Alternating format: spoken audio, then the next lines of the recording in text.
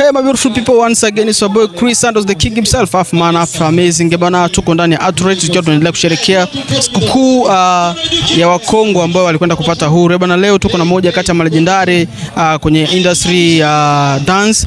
Atakwenda kujiintroduce majina, atuambie mengi kuhusiana na career yake ya dance. Bakaka vipi? Salama tu. Mzima? Mimi mzima kabisa. Tukianza na majina kidogo watu wakufahamu. Naitwa Isa Sadiki. Isa Sadiki. Career yako ya music ilikuwaje mpaka sasa hivi umekuwa mtu ambaye kidogo ni famous, unajulikana? Career yangu ya muziki ilianza mbali sana. Yaani kwa disia mingi sana, lakini sijui nitaanzia wapi. Maana nishapata mpaka injury nyingi sana. Mpaka ndio nafika hapa, nilifanya vitu vingi sana. Nimedance peacemaker, katoka peacemaker nikaenda Fizi Empire nikaamua kuacha, nikaanzisha kwangu binafsi. Ndio mpaka sasa nimefika hapa, iko na ya kwangu peke yangu. Hakikudasi niache. Kulingana na ulivyoanza so far mpaka sasa hivi ume upgrade, umekwenda kwenye level nyingine. Na kitu gani ambacho kilikuinspire especially kwamba mpaka ukawa na ile hali ya kusema kwamba uanzishe kundi lingine? Kitu gani ambacho kilikuinspire mpaka ukaamua kuanzisha kundi yako? Idea kuanzisha nyingine ilifuatwa na madogo wenye sema bwana, mbona una dance na sisi tupatie hiyo career uko nayo, utusaidie kwa hiyo lengo lako na sisi tuendelee mbele. Na mimi nikasema mimi sijawafundisha sasa, bado niko na mkataba na Fizi hapa kuchukua Go Talent. Nikawafundisha kuruka kiku kutoka something, ikabidi tena nianze kuwafundisha kudance, nika challenge nao mpaka sisi nimechukua, ndio nimengangana mpaka sasa niko nao.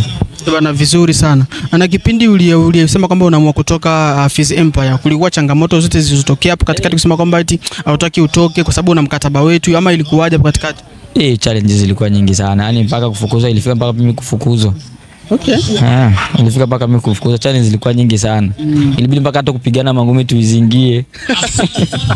Yaani mlifika hadi tu tumekaingiana mangumi? Ziliingiana kabisa. Sasa chanzo kikubwa ilikuwa wewe kutoka ama kuna mabishano yalikuwa katikati mpaka kusababisha mpaka mkagusana kwenye nilipata injury? Unajua injury za kuruka zinatokana. Nikabidi kwanza nipumzike, ila hawakunielewa. Ile kuelewa hawakunielewa kabisa.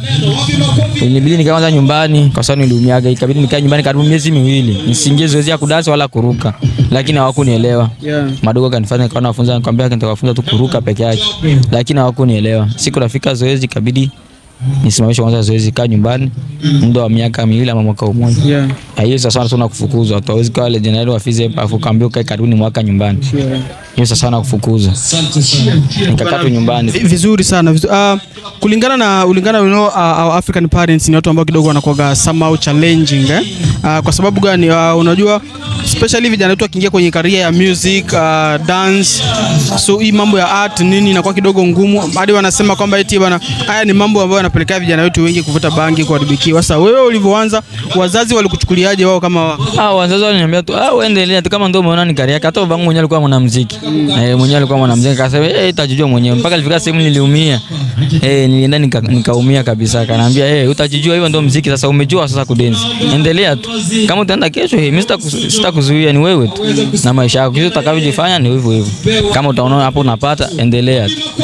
Mimi sitakuzuia kudance.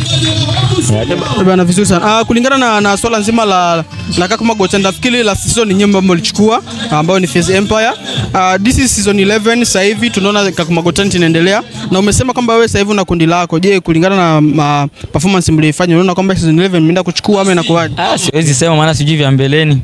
Sisi tunasema tukani kuchukua bado tukingaliki mwanzo. Kani kufika lazima tutafika tukanyage. Nimesema mradi kwanza nikanyage Galanite na madogo wangu. Hawajai kanyaga Galanite, ila wako na ile hamu sana. Bado ngaliki na ile hamu ya kukanyaga Galanite. Wengi hawajai kuona hata Galanite kwa macho.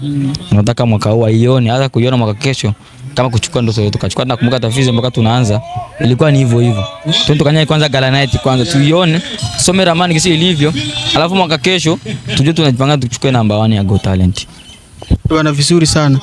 So far sasa hivi tumekuta kwa hapa kwenye sherehe ya kusherehekea uhuru wa Kongomani. Bwana, huko hapa wewe kama wewe ni mwalikwa rasmi ama umekuja tu kuhudhuria kwa sababu pia ni miongoni mwa Wakongomani? Mimi ni mwalikwa. Hivyo tunatarajia performance pale juu. Na mimi ni Mkongomani, vyote mimi nipo tu. Bwana, vizuri sana. Neno moja kwa mashabiki wako ambao wanakutazama sasa hivi. Kuambia nini? Unataka niambie nini? Niambie tu asubiri waone kitu kizuri. Galanite waje kutuona tu. Tunafanya mambo mengine tu, tumeshtua. Tumeona mtu kwanza ameingia kwa chupa, asubiri kingine tofauti. Waje watu tazame tu hiyo siku, talented dancer.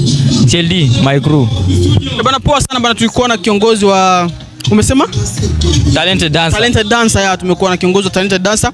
Amekwambia bana mkae tune, kuna vitu vikali ambavyo anakwenda kuvidrop wao kama wao. Hivyo basi bana pamoja sana, tukutane next time guys. Bye bye. Poa sana bro.